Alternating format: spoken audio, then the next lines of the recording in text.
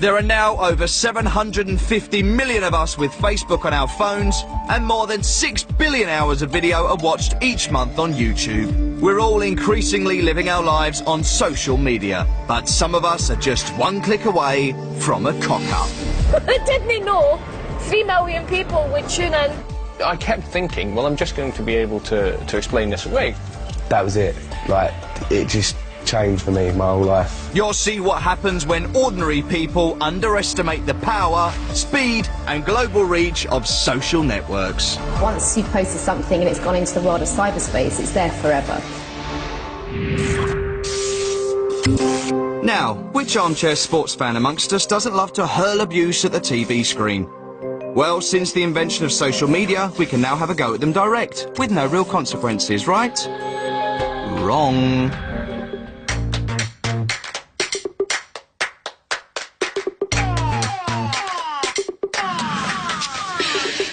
Curtis Woodhouse. Ex-Sheffield United midfielder hung up his football boots at 26 to step into the boxing ring. It didn't take him long to become the English light welterweight champion. Curtis is also an avid user of social media. As a boxer, it's something I've always been involved in. It's a good way of keeping close to your fans and, you know, showing them that you respect their support as well.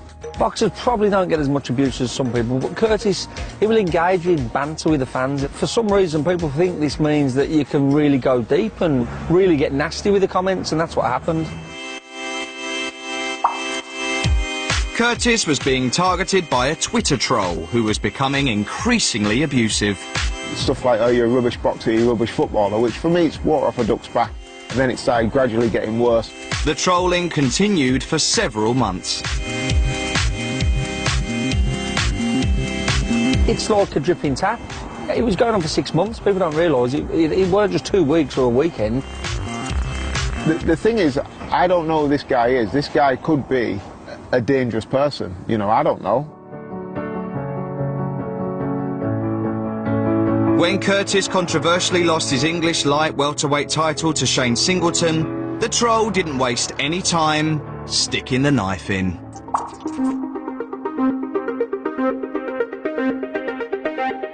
It was a straw that broke the camel's back, and so I thought, you know what, enough's enough. Today's the day that I'm going to put a stop to this one way or the other. Curtis put a bounty out on the troll's head, and within 5 minutes, Curtis had received the full name and address of his abuser. So I rang my pal up, I says, what are you doing? He says, nothing. I says, fancy a ride to Sheffield? He says, I told him what had happened, and he's like, yeah, let's go. When we set off, I sent him a message saying, I'm 47 miles away, stick the kettle on and I'll be there in a bit. Curtis continued to tweet as he got closer.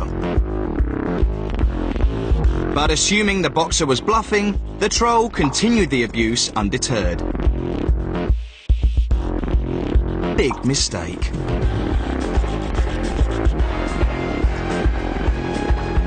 And then I got to the top of his road, took a picture of his road sign and tweeted, I'm here, come out and say hello. Mysteriously, the troll suddenly decided to start apologising to the professional boxer. You know, me and my mate were messing about, having a laugh and a joke, but for all he knew, I could have been absolutely fuming. I was going to find his door, drag him outside and beat him up. He didn't know that. Him not knowing and being petrified was enough for me. With his point made, Curtis decided to go home. But little did he know, his story had gone viral and was now in the mainstream media. The troll apologised on national TV. And he's here with us this morning to make the apology in person. Here he is. I'll say I've read back my tweets and I feel really silly. What I've done's wrong. So what you want to say to this man here? Sorry, Curtis. No problems, mate. Like I say, it takes a big man sometimes to say sorry, and I've done plenty of daft things in my time, so yeah. The apologies accepted, not a problem. I didn't actually realise there was a block button. Someone said, why didn't you just block him? I was like, how? Instead of spending 20 quid on petrol, I just press the block button now, so that puts an end to it. Hey, did you hear the one about the guy who offered to sell drugs online for a joke? Hilarious, right? First of all, when I first saw on Facebook, I'd add everyone just to boost my friends up. What I've learned, it ain't about having people you don't know on there, because you don't know who's behind the computer speaking to you.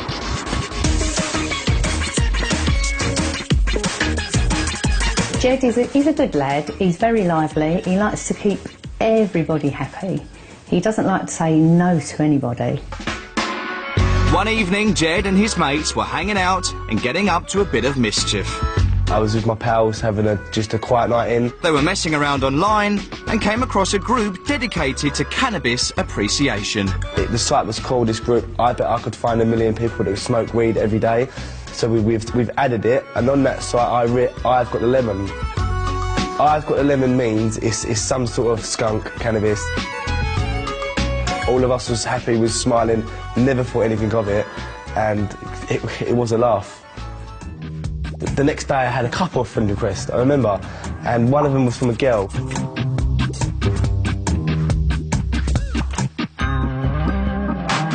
I've met girls on Facebook and had a laugh with them, that's what I presumed it was. Then she said, I'm from North London, the weed shit down here, could you get hold of any? And I said, well yeah, I could get you some. The day that I had the phone call to meet her, I was standing outside the bus stop on the phone to her. I asked her what car she's in. I said, look, I'm in a grey tracksuit, you'll see me, I'm going to put my hand up. When I looked at her, she weren't my type of person. She was actually quite pretty on her Facebook, and when I see her in real life, it weren't the same girl. That's what sort of made me think, right, I'm going to get you your weed, and then that's it. I'm in a bit of a rush. First of all, Jed had to meet up with a middleman. I met him in the car park. He gave me the weed, I gave him the money, jumped back in her car, showed her the weed. What Jed didn't realise was that the girl was an undercover reporter, and the whole thing was being filmed on a hidden camera.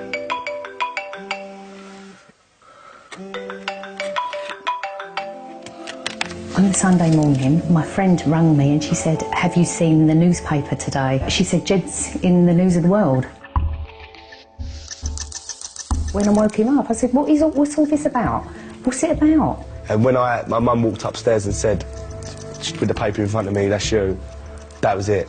Like, it just changed for me, my whole life. I was working for the News of the World as a feature writer when a freelancer got in touch with me and told me she had a story about people selling cannabis over Facebook. We thought, drug dealers on Facebook, that's a gimme, that's going to walk into the paper, and we were right. The News of the World article also reported an official Facebook statement. We will work proactively to share information that aids the prosecution of people orchestrating illegal activities off of Facebook. We work hard to make Facebook a safe and secure environment. We also include a specific tool for reporting drug-related content. Then a few days later, the police came to the gate. They said, you obviously know why we're here. Now the police took an interest in Jed. He was interviewed and his house was searched. And they didn't find nothing, because there was nothing in my house involving drugs at all. Jed was cautioned, but not charged. However, his reputation was irreparably damaged. If you go on Google and write in my name, it comes up that I'm a drug dealer, and that'll never be swiped off the internet at all. It'd be on there for forever. It was quite shameful, really, on Jed's behalf. They made me look like the #1 drug dealer in Essex, and I'm not. I've never dealt drugs in my life. You learn by your mistakes in life, and that was a big mistake that I made.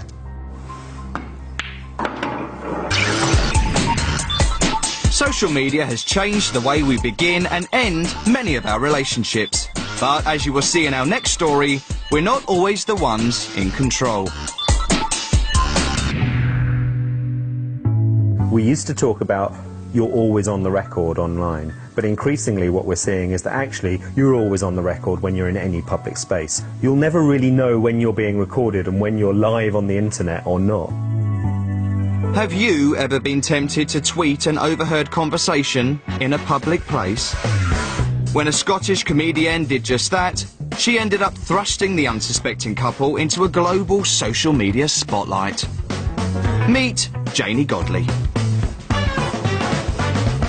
I'm a stand-up comedian, a writer, podcaster, blogger, and fanatical Twitter fan. Janie boarded a train in Glasgow, headed for London. As soon as I sat down, there was a couple, middle class, pretty, she was gorgeous, he was quite a handsome guy. Before they even sat down, they started arguing, and I thought, I'm gonna tweet that. Couple on train, before it's even moved, have fallen out over her inability to accept the truth. This'll be fun. She just told him, I can't accept the truth. You're incapable of speaking it. Now, who the fuck is that? And why did she email you? The couple's bickering escalated into an all-out slanging match with all the twists and turns of a soap opera. Janie live tweeted the exchanges, commentating the unfolding drama to what she thought was an audience of just her own followers. He went to the toilet, and she phoned a friend, and she started saying really deeply personal, horrible things about him. I'm getting a morning after pill. I have 6 hours left to make sure I'm not pregnant to this loser. He never explains his emails or texts or anything. And I tweeted that. I didn't know 3 million people would tune in and break the internet. I didn't know. Janie's tweets were seen by millions of people around the world, and pretty soon the mainstream media picked up on it, drawing even more attention to Janie and the row. When you're in a public place, you still have rights of privacy. So even if you're having a conversation that other people can overhear, you have the right to expect that that conversation won't go global. I shouldn't have said their real names, but most of all, I didn't know the law.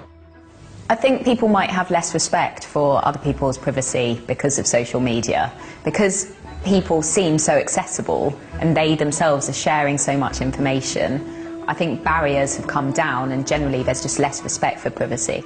I wouldn't have done it again, and I won't. There's been a few things happened and I haven't tweeted them. I've went, maybe everybody doesn't need to know this. But it did make me laugh.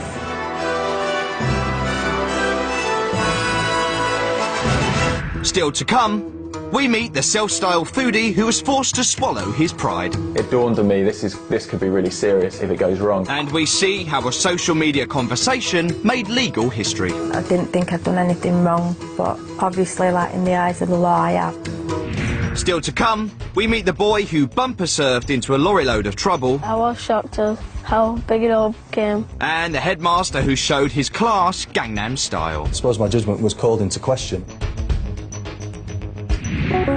Video blogging is now big business, and the more extreme the clip, the more views you might get.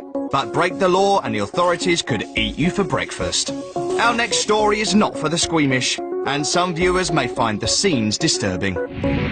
Social media really is a double-edged sword because on the one hand it makes it very easy to catch criminals who upload their videos online because they leave a digital fingerprint, but on the other hand it does provide this instant celebrity, so those people who abuse animals can get famous overnight by posting videos online. Meet Louis. Thanks to the internet, he's had a real taste of celebrity. So I started my Food for Louis channel probably 2 years ago, just me and some friends hanging out, bored, thinking of something fun to do. That's a big spider. It kind of turned into this challenge channel where people online would ask me to eat things, and some of the videos went viral. The first video that got a bit of attention was I went to a pet shop and bought these frozen mice which you feed reptiles. And we've just defrosted them. And we're going to put them in the blender and have a nice yummy mouse shake. I can't believe you're going to do it. Oh, it's so bad. And then I stepped up and ate a giant live scorpion. And that's the one video that kind of went viral. And soon Louis Cole found himself creeping and crawling his way to YouTube celebrity. Though the eating of venomous creatures is not advisable. That day I realised, like, this could be big, and this could, even through the views I'm getting, earn me an income. Mr. Pinchy. Oh, Mr. Pinchy. See you later. Louis Cole runs the Food for Louis channel, and it's just a pathetic attention-grabbing stunt.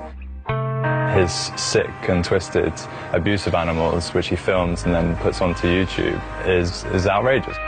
I've always thought it is very much the British society and what we view as what's edible and not. I like challenging the cultural norm and kind of throwing that question out, is this wrong or is it just different, you know? But one video was destined to spark more debate than even Louis had the stomach for. I'm going to be eating my pet goldfish. Let's do this.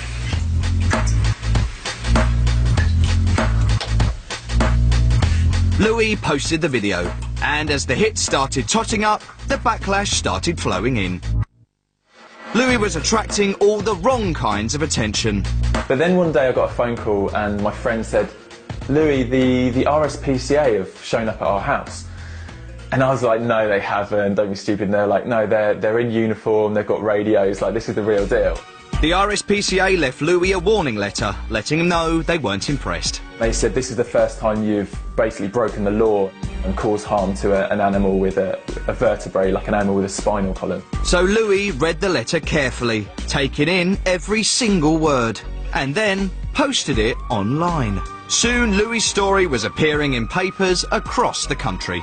I can understand the RSPCA and why they acted on it. The message that maybe they were worried that it communicated was one of, it's okay to cause harm to animals.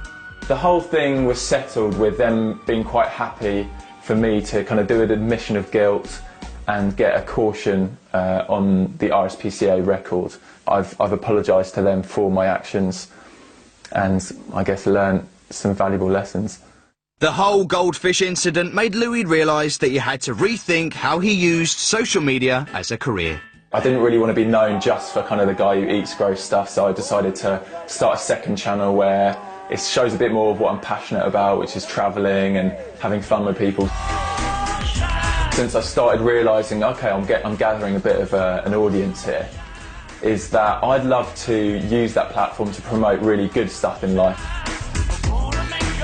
I think the advice is just be careful what you're posting. If it could be something that could upset someone, could be offensive or illegal, you can get in trouble. It's not this invisible kind of like make-believe world that you're posting things to. This is the real world and, you know, people take things seriously. Taking an oath as a juror is a big responsibility. There are very strict rules to follow, which include not discussing the case online. Who knew? This is the story of British legal history being made, all because of a conversation on social media.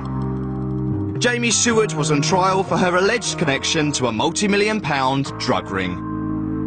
In August 2010, a jury at the Manchester Crown Court found her not guilty and acquitted her of all charges. Jamie returned home after spending 14 months on remand. 2 days later, her partner Gary was also acquitted. The emotions when I got acquitted, it was like so hard to describe, like screaming, shouting. It was just like so relieved. That was it. I was home and happy.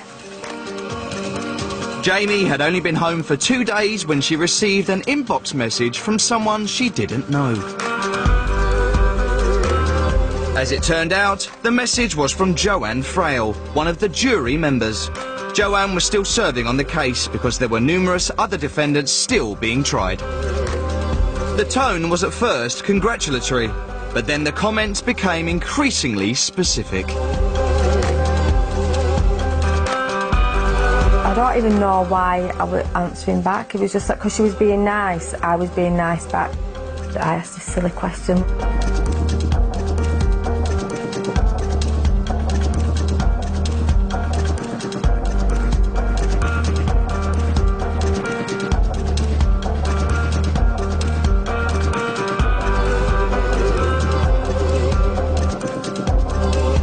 In recent years, new rules have been established that determine the allowed usage of the internet and social media by jurors. We've just conducted some new research with jurors at court to try and figure out whether they actually understand these new rules or not. And what we found is that the overwhelming majority of jurors do understand the rules around internet use, but about a quarter of them are confused.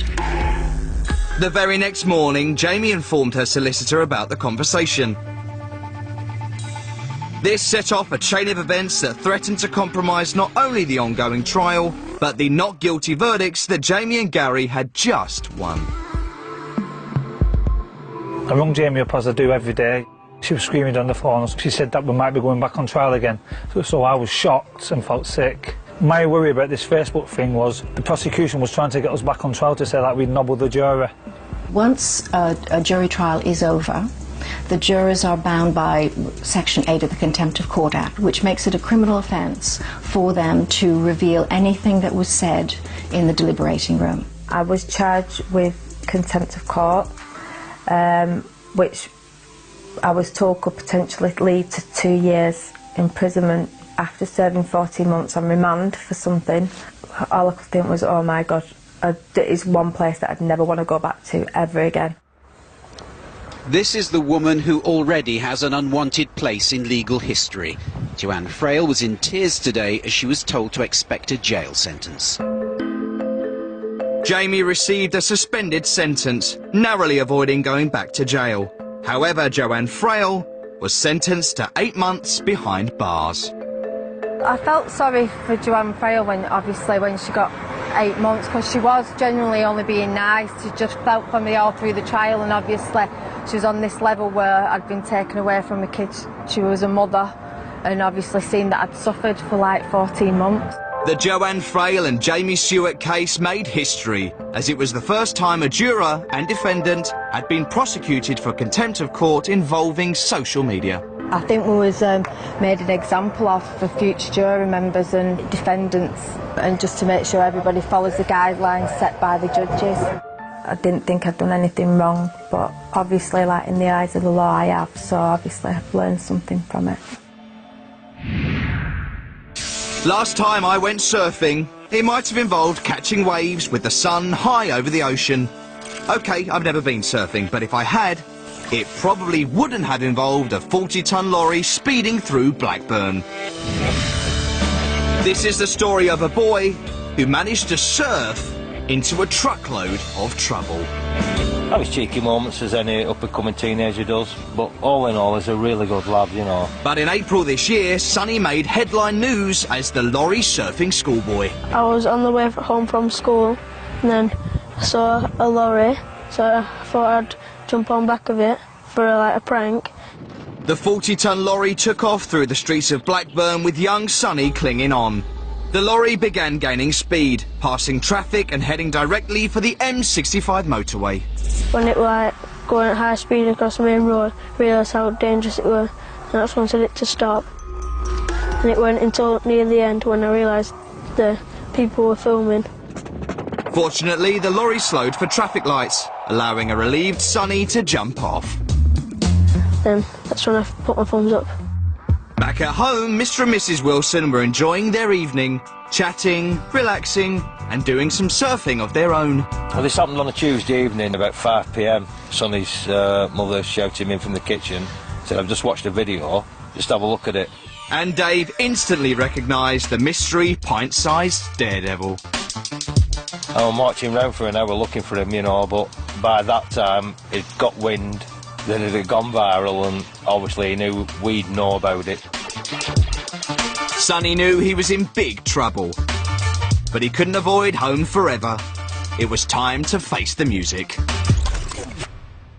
Meanwhile, the lorry surfing schoolboy had become an internet sensation. Within 24 hours, the video had been viewed thousands of times and been reported in a number of national newspapers. Without even realising, Sonny had attracted all kinds of attention. We were appalled at how dangerous the practice was. It wasn't funny, it was dangerous, and if it encouraged other people to do likewise, well, it's got to be discouraged. Had Sonny fallen off, he would have been run over and potentially killed. Sergeant come from traffic, and he gave him a really good talk to for an hour of the consequences and all the stuff that he had seen and witnessed in the past, being a traffic officer, with children doing childish pranks like this. I was shocked at how big it all became. I didn't expect the police to get involved, the paper or the news. After the shock of massive online attention, a police visit and a parental rollicking, his lorry surfing days were over. He was no longer the hero in this instance. If it was done as a prank, it had certainly backfired at this stage. Being a bit of a idiot really, weren't you, you know? Yeah, I'm glad that they videoed me and put it on Facebook, because if they hadn't, then I probably would have done it again then, but this time might not have been so lucky. Still to come, we meet the man whose online joke cost him 2 years of his life. At first I just thought it couldn't be true, that it seemed unbelievable. And what do you do when your stolen holiday snaps turn up on a porn site? It's really, really frightening. Up The mum who sent the public raving mad. I got some horrible messages saying that if I'm the woman who took my baby to a rave, that I should have my children taken off me and I don't deserve to be a mother. And we see how a Dutch party went off with a bang and a crash and a large fire. Oh, and a riot.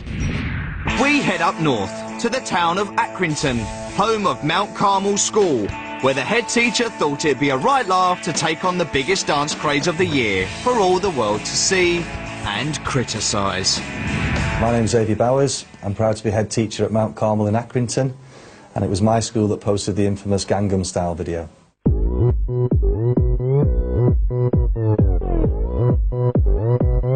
Oppan Gangnam Style. Gangnam Style.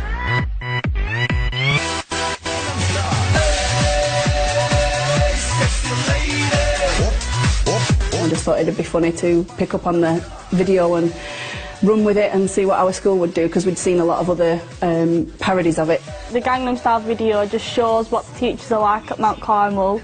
They have a good sense of humour, they're energetic, you can have a good laugh with them. I actually thought it was quite humorous and comical and showed a lighter side to the teachers. This is not the first video that as a staff we've made, but the big difference with this Gangnam video is that we posted it on YouTube, and that just changed everything. Oppan Gangnam Style. A councillor took offence to the video and made his opinion known to the local paper. When I first saw it, I was quite shocked. Being a bit of an old fuddy-duddy, I didn't really know what Gangnam Style dancing was anyhow. I made some remarks that perhaps it wasn't appropriate for the teachers to be exposed in this way, perhaps not the right thing to create the right relationship between teachers and pupils. The councillor's remarks in the local newspaper drew the attention of the national press, and within days the high school was on the map. It was out of my hands, and there were some, I feel, unfair comments that were posted by the national press. I suppose my judgment was called into question.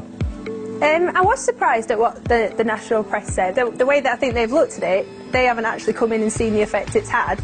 After the video, I've gained more respect for them because it shows that they're down to earth, and they sort of helped me want to engage more in lessons with them. Children learn best when they're enjoying themselves, and the schools operate best when the relationships between the pupils and the staff and the parents are really healthy. Our hits went from something like 200 to 8,000 in 48 hours. And the last time I looked, it was nearly 40,000 hits. I've met the head teacher since. It really is a fine school, and I'm actually quite pleased in my little role in bringing that school to people's attention. The children are already talking about what's the next video going to be. Oppan Gangnam Style. One of the many groups that has been created on social media is Spotted. No, not an acne support group, but a place to post pictures and invite others to comment. When Welsh mum Sarah Jane Hume got spotted, she could not have anticipated what was to come. I'm the woman who took my baby to a so-called rave, and I just wanted to tell people what really happened. The mother of three unwittingly put her small town on the map. All it took was a gig, a baby, a camera, and of course, social media. Well, I went to see my daughter's band in Aberystwyth, Gypsy Unit they're called, and we went to see them with my son, who was only 4 months old at the time. Sarah had always encouraged a love of music in her children. Django particularly, he seems to really react to music a lot. Well, I think it's in his name as well, isn't it? You know, I think he's born to be a musician. I'm sorry, Sarah and Django went along to see Gypsy Unit perform at a local music venue. Well, it was the first time she's played in her hometown. She was a bit nervous, and she got me and the kids free tickets to go and see her. Surrounded by a protective circle of friends and family, Sarah and Django stayed for 20 minutes of Kerry's set. I was like, yeah, big up to my mum for bringing my little baby brother, and everyone was like, yeah. He was fast asleep through the whole thing, bless him. He had his ear defenders on, he was just completely flat out. When we got home, my teenage daughter said, oh, they're talking about Django on Facebook. And I just said, I'll just ignore it, it'll be over in the morning, it's just rubbish. Without Sarah's knowledge, someone had taken a photo of Django and put it online, and it was starting to cause concern. I think that the whole environment of a rave or something like that is actually not where a young baby should be. An area of such huge noise is actually not healthy. In my eyes, she's done nothing wrong. She wanted to be there to support me, and, you know, she wanted to keep her baby close. What's wrong with that? I think the noise and the people is going to disturb a young baby, and then they tend to go into meltdown when they're like that because they can't cope with all that's going on around them. What Sarah Jane didn't know was that a journalist had also seen the photos. Suddenly she was in the national newspapers being criticised for taking her baby to a rave. Facebook's one thing, but once it goes into print, people tend to think that it's the God's honest truth. As the story and pictures went viral worldwide, Sarah found herself on the receiving end of an influx of abuse. When something goes viral, what we mean is that a photograph or a video is being passed across the internet at an incredible speed and to an incredible number of people. It's word of mouth on steroids. Once a story is out, what you can do to stop it is all about the tipping point. By the time it gets to a national newspaper, so many people will have seen the story already. There's a question as to whether it will be worth taking action. Sarah was given the stamp of approval from police and social services, but it didn't matter. By then, she was widely regarded in the media as Britain's most irresponsible mother. Someone in Norway wants me shot, and I got some horrible messages of people I don't know saying that if I'm the woman who took my baby to a rave, that I should have my children taken off me and I don't deserve to be a mother. If you are fully supported by your parents in whatever you do, you're going to be a happy, stable person. And I think that's what my mum has done for me, really. The whole saga, it hasn't had any effect on the way I bring up or look after my kids. I still think music's really important. He loves it, so. You can tag, share, pin, and even snap photos on social media. But what happens when your holiday pics end up where they shouldn't? Once upon a time, when the internet seemed a smaller place, I just put all my holiday photos onto publicly searchable photo sharing sites like Flickr and not think anything of it. That's how these photos got kind of misused in the first place.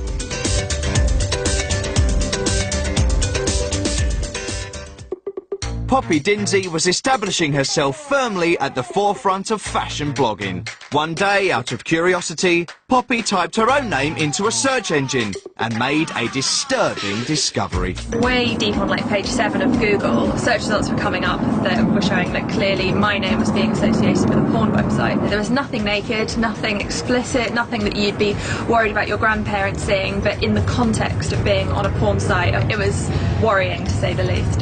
I mean, you spend a long time trying to create your image, create your brand, create what you're all about, which Poppy has done and really well. I'd imagine she was furious to sort of see all her good work potentially come undone.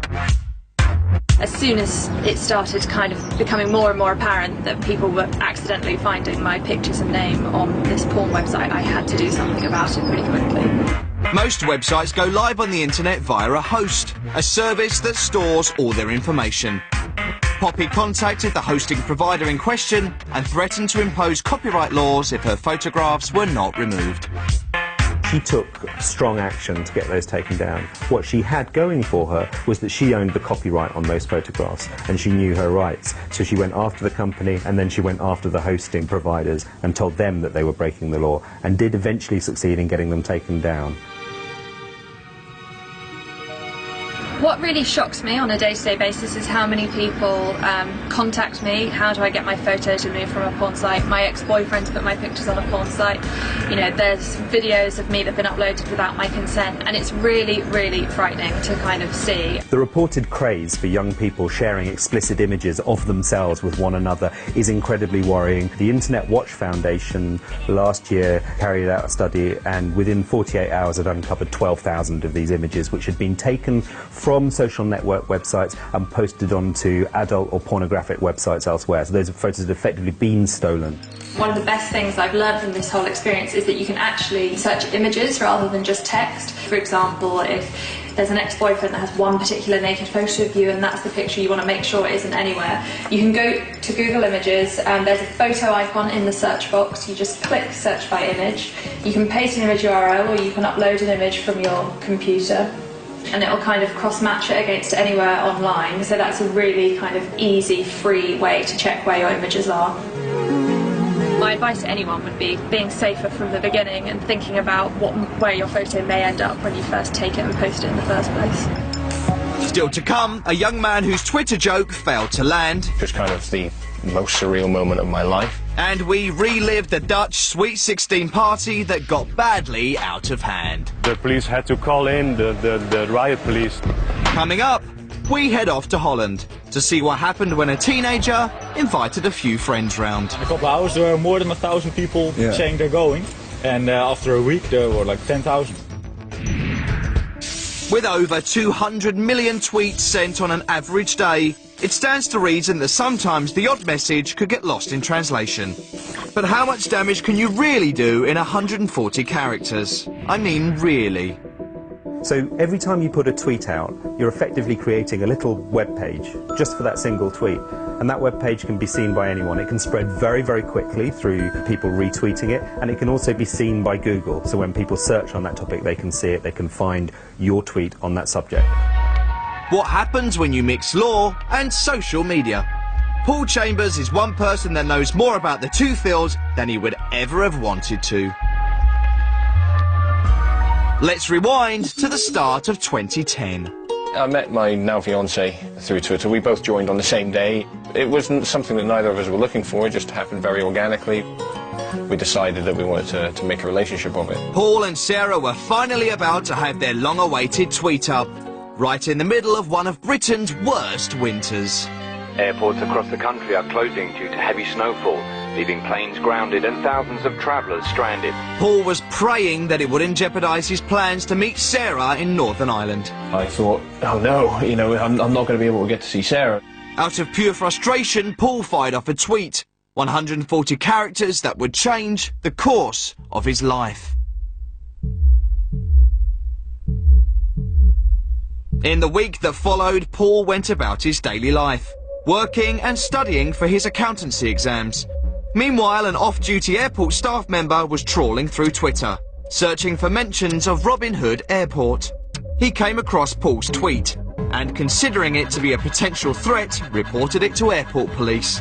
With Paul Chambers blissfully unaware, the bureaucratic cogs were beginning to grind into action. The following Wednesday, so it was exactly a week after I sent it, I was sat at my desk on a normal work day, and a guy came in. He introduced himself as a member of South Yorkshire Police. They unfurled like a hard copy of my tweet and said I was being arrested under anti-terror laws, which was kind of the most surreal moment of my life. Paul was told that he was being charged, not under anti-terror laws, but under Section 127 of the Telecommunications Act for sending an offensive or menacing message. I kept thinking, well, I'm just going to be able to explain this away. I thought I was joking, you know, I thought it's quite clear in my message that it is hyperbole, the kind we all engage in. And I just kept telling myself that over and over again, this will soon be over, this will soon be over, that'll be it. Very important to appreciate that the law here was not designed for the social media, and therefore rules that were drawn up in a different time for a different purpose are being applied to social media, and that meant that prosecutors dealt with these cases on a case-by-case basis.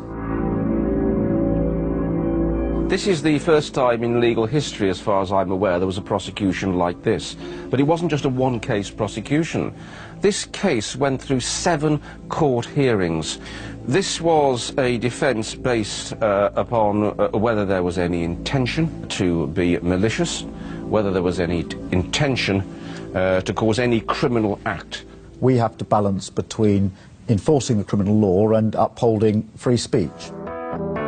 The case garnered attention from some high-profile supporters, including Stephen Fry and comedian Al Murray. Well, I heard about the Twitter joke trial from being on Twitter regularly and just seeing it crop up in my timeline and thinking, what the hell is that?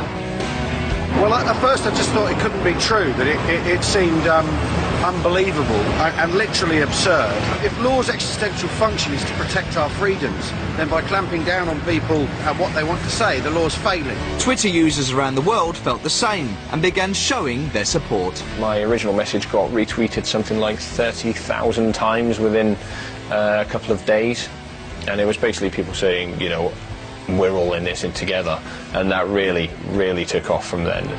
They began a fund where people could donate money to help with his legal fees, because by this stage, Paul had lost 2 jobs and had been deemed unemployable. He was grateful for the support. It made me think that, yeah, well, it needs to be fought. So we went for an appeal again, which meant taking it to the High Court.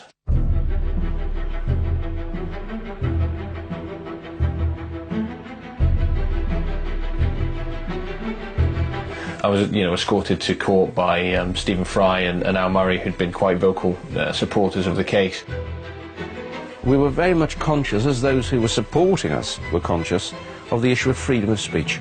We were arguing the right, the freedom to make a joke. We realised that this, whatever was going to happen here, was setting precedent for future offences, more of which had come to light, during the whole time. The law under the Communications Act was rarely used.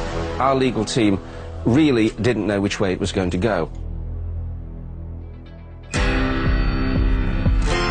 We got the decision that finally, after 2.5 years, we'd been hoping for the whole time, and Lord Judge had ruled so categorically in our favour as well. It was more than we could hope for, really. He completely slapped down the verdicts given by the lower courts all the way leading up to this. It was like he'd reset the clock.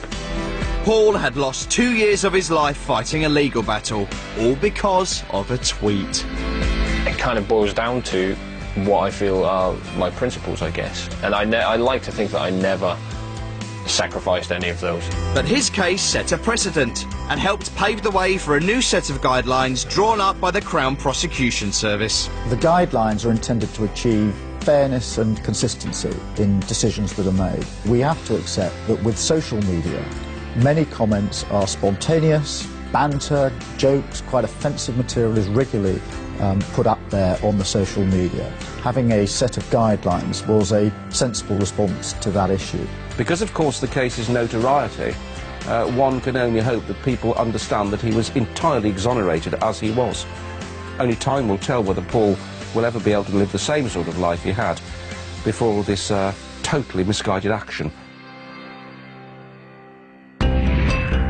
We've all heard the likes of this sorry tale before.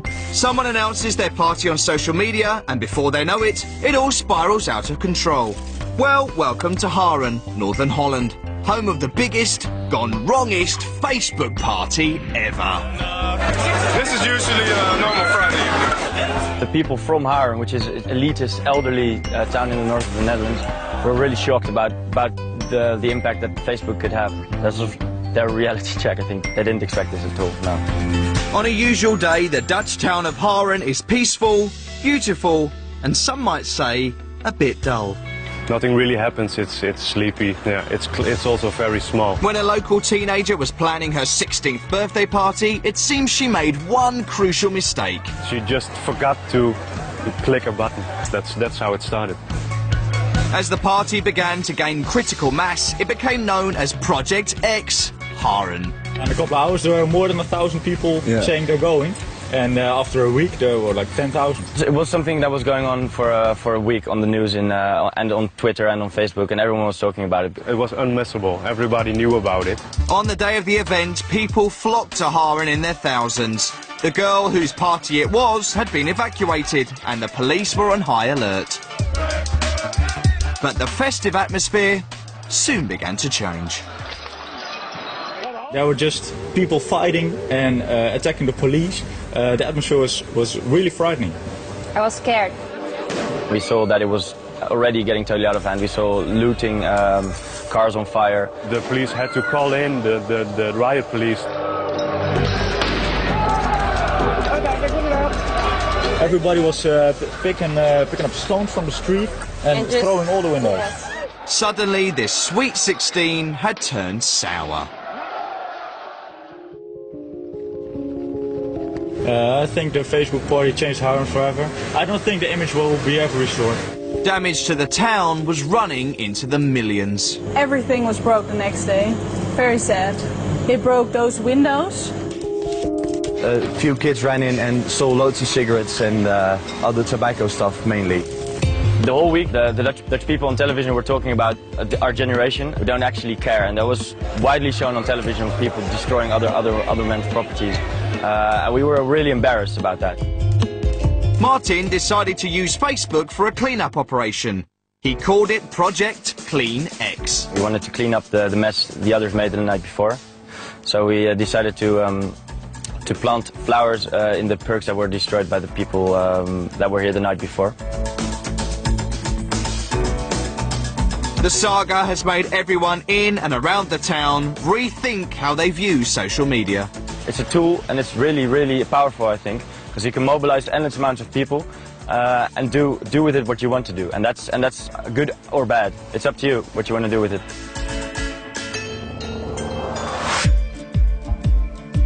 We continue to post, tweet, blog and vlog our every move on social media, but jokes backfire, pictures are hijacked, and off-the-cuff messages could land you in court.